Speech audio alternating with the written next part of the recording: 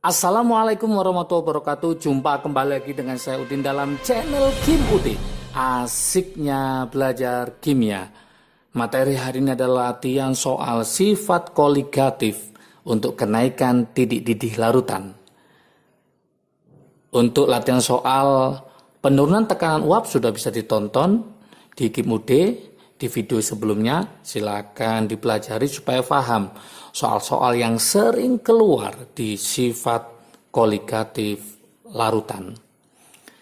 Pada kenaikan titik didih ini ada dua soal yang sering keluar ya, yang biasanya diujikan oleh guru-guru di sekolah. Nanti teman-teman silakan dipelajari supaya paham, karena di sini ada campuran juga, jadi ada larutan elektrolit dan non elektrolit digabung. Oke. Supaya teman-teman tidak ketinggalan dengan soal-soal latihan seterusnya, silakan like, subscribe, dan komentarnya. Juga lonceng ditekan supaya tidak ketinggalan video terbaru dari Kim UD. Yuk, tanpa berlama-lama kita analisis soal nomor 1. Oke. Di sini kalau kita lihat larutan A dibuat dengan mencampurkan 0,05 mol kalium klorida. Ada 0,05 mol kalium klorida. Kalau teman-teman nggak paham kalium klorida rumusnya apa, maka akan kesulitan karena nanti ada faktor Van Hoff-nya. Dan di sini ada 0,3 mol magnesium klorida. Ini merupakan garam semua dan merupakan larutan elektrolit. Dengan 1 kg air. Larutan B dibuat dengan melarutkan 0,01 mol glukosa. Glukosa merupakan non-elektrolit, aman, dalam 500 gram air. Bila garam klorida terdisosiasi sempurna, artinya alfanya 1, berarti nanti ada trik asiknya mencari faktor Van Hoff-nya, I sama dengan N, I sama dengan jumlah ionnya. Yang diminta adalah berapakah perbandingan kenaikan titik didih larutan A terhadap larutan B. Berarti perbandingan delta TB-nya si A dengan delta TB-nya si B. Oke, bagaimana kita membandingkannya? Langsung aja kita bandingkan. Nah, berarti di situ ada KB-nya, tetapan titik didihnya tidak berfungsi. Kenapa? Karena langsung kita coret. Oke. Berarti logikanya kita pakai rumus apa? Delta TB yang A ya. Oke, solusinya gini untuk nomor 1. Solusinya untuk soal nomor 1. Oke. Jadi kita bandingkan aja di sini, yaitu delta TB-nya si A, kenaikannya si A dibanding delta TB-nya si B, gitu aja. Nah, ini sama dengan M kali KB, ya. Nah, tapi ingat ini ada I-nya ya, M kali KB, ini M kali KB juga. Oke. Tapi ini ada I-nya nanti, ini ada I-nya. Nanti kita jabarkan karena dia campuran ya. I-nya bisa sama, bisa beda ya, tergantung soalnya. Ini kita coret aja, intinya gitu. Kenapa saya kasih I di sini? Karena elektrolit. Nah, di sini kita harus paham tentang kalium klorida. Kalium klorida itu rumusnya apa? Ini kalau nggak paham akan kesulitan nanti. Kalium klorida itu rumusnya adalah KCl. Berarti nanti I-nya sama dengan jumlah ionnya. K-nya 1, Cl-nya 1, berarti I-nya 2. Ini yang pertama. Yang kedua harus paham magnesium klorida di sini. Yaitu apa magnesium klorida? Saya tulis ya, magnesium klorida. Ini harus paham ya tata nama. Rumusnya adalah MgCl2. Kenapa MgCl2? Karena Mg plus 2, Cl-nya min 1. Berarti kalau gabung jadi MgCl2. Nanti silakan pelajari di tata nama senyawa ya. Di Kim UD sudah ada bagaimana cara mencari MgCl2. Berarti ini I-nya berapa? Jumlah ionnya Mg-nya 1, Cl-nya 2. 1 tambah 2 berarti ini 3. Oke. Berarti ini bisa kita jabarkan nanti rumusnya. Karena ini adalah campuran, maka ini bisa saya tulis seperti ini nanti.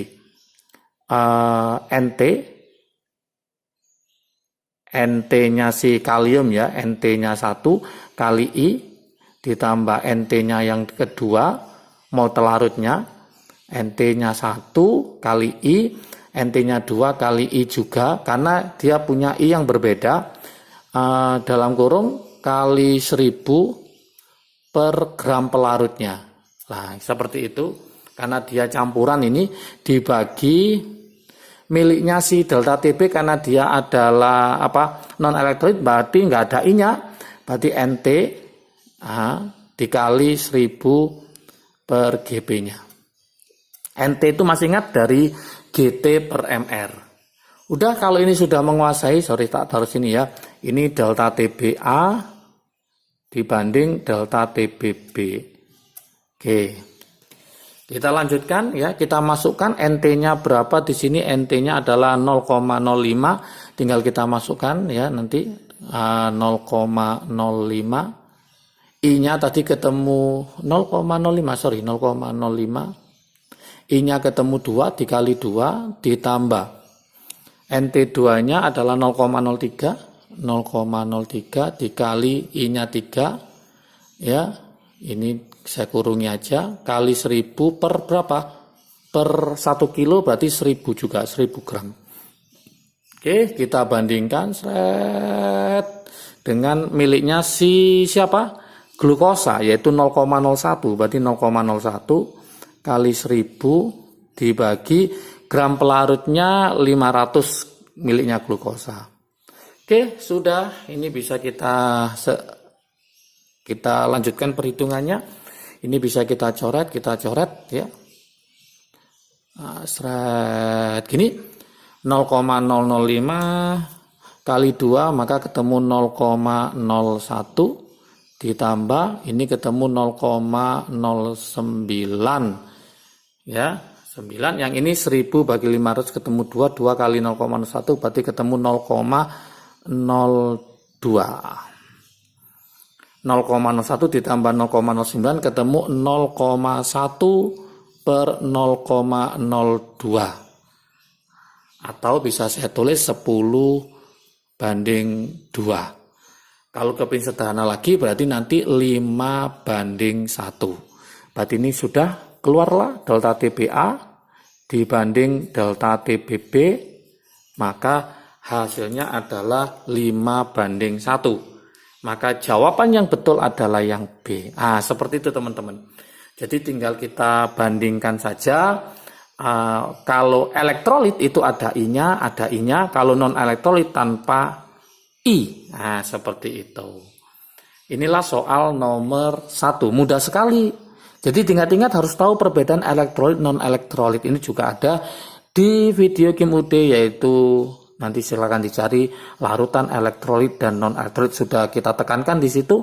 Untuk yang elektrolit itu bisa asam, bisa basa, bisa garam. Kalau terdisosiasi sempurna berarti alfanya 1, maka trik asiknya I sama dengan jumlah ionnya. I sama dengan N, karena ini K-nya 1, Cl-nya 1, 1 tambah 1, 2, berarti I-nya 2, ini Mg-nya 1, Cl-nya 2, berarti 1 tambah 2, I-nya 3, tinggal kita masukkan ke sini. Oke. Soal yang kedua sekarang, soal yang kedua. Ini soal yang pertama, ini sekarang soal yang kedua. Kita coba analisis ya. Soal yang kedua, larutan glukosa 0,1 molar. Glukosa berarti dia non elektrolit. Yang non elektrolit itu golongan apa? Gula, glukosa, sukrosa, maltosa, laktosa. Kemudian ada lagi alkohol, itu juga non elektrolit, etanol, metanol, pentanol ya. Kemudian urea, golongan hidrokarbon, alkana, alkena, alkuna juga non elektrolit. Maka teman-teman harus paham itu ya, karena harus bisa membedakan, karena rumusnya beda antara larutan elektrolit sama larutan non elektrolit gitu. Nah, mendidih pada suhu 100,5. Berarti kita ketahui di sini ada glukosa 0,1 M. Ternyata mendidih pada suhu 100,5. Berarti nanti ada kenaikan titik didihnya. Air mendidih pada suhu 100, berarti nanti kenaikannya sebanyak berapa? 100,5 dikurangi 100, berarti ketemu 0,5 derajat Celcius. Oke, kemudian ditanyakan titik didih larutan CaCl2. Yang ditanyakan titik didihnya. Titik didih untuk siapa? Untuk larutan CaCl2. Berarti ini larutan elektrolit ini, karena dia berupa garam. 0,2 M ini berapa? Ya, itu. Berarti kita harus paham ini adalah larutan elektrolit. Berarti larutan elektrolit ada apanya? Jelas ada I-nya. Berapa I-nya? I-nya karena dia merupakan garam dan di sini tidak ada kata-kata terdeionizasi, maka dianggap alfanya 1, berarti dia termasuk elektrolit kuat. Maka I sama dengan jumlah ionnya. I sama dengan jumlah ionnya. Ada berapa jumlah ionnya? Ca-nya 1, Cl-nya 2, berarti 1 tambah 2, berarti I-nya ketemu 3. Nah, setelah itu triknya gimana, Kak? Nah, triknya tinggal dibandingkan. Trik asiknya tinggal kita bandingkan aja. Berarti kita bandingkan apa? Delta Tb yang non elektrolit, non, dibandingkan delta Tb untuk yang elektrolit. Nah, saya tulis elek gitu ya. Ya, rumusnya apa? M ini kali Kb, yang ini adalah M kali Kb kali I, karena dia adalah elektrolit. Seperti yang di atas tadi, Kb-nya kita coret. Nah, seperti itu. Mudah sekali. Delta Tb-nya non berapa? 0,5. Kita taruh sini 0,5 dibanding delta Tb elektrolit. Ini yang kita cari. M-nya berapa? 0,1. Nah, 0,1 per M-nya untuk yang elektrolit berapa? 0,2. I-nya ketemu berapa? Ketemu 3. Oke. 0,1, 0,2 berarti setengah. Ya, 1/2, 2 kali 3, 6. Berarti nanti ini ketemu berapa? 0,5 per delta Tb-nya sama dengan 1/6. Berarti kenaikannya berapa sekarang? Nah, tinggal kalikan 6 dikali 0,5. Maka ketemu 3 derajat Celcius. Ini masih kenaikannya, yang diminta titik didihnya hati-hati. Nah, berarti titiknya karena pakai air mendidih pada suhu 100, maka titik didihnya nanti adalah 100 ditambah 3. Maka hasilnya adalah 103 derajat Celcius. Berarti jawaban yang betul pada option pilihan kita cari 103, maka jawabannya adalah yang C. Nah, seperti itu. Jadi ingat, kalau nanti ada dua yang diketahui, satunya non, satunya elektrolit, maka langsung dibandingkan aja. Kalau seandainya sama-sama elektrolit gimana? Maka rumusnya M kali Kb kali I, M kali Kb kali I. Kb-nya dicoret. I-nya kalau sama juga dicoret, kalau nggak sama berarti ada I1, ada I2. Seperti itu. Seandainya soal campuran, satunya itu delta Tb, satunya delta Tf, ya bisa dibandingkan delta Tb M kali Kb, delta Tf-nya M kali Kf. Kalau M-nya sama dicoret, tinggal Kb sama Kf yang berpengaruh. Jadi kesimpulan nanti, kalau ada soal Kb dan Kf ini muncul bersamaan, maka langsung dibandingkan saja. Oke, semoga tambah paham tentang soal-soal sifat koligatif larutan. Jangan lupa nanti part berikutnya adalah penurunan titik beku, kemudian tekanan osmotics. Oke, silakan dipelajari konsepnya, semuanya sudah lengkap di channel Kim UD. Jangan lupa belajar dan tetap belajar. Pasti bisa, kimia mudah.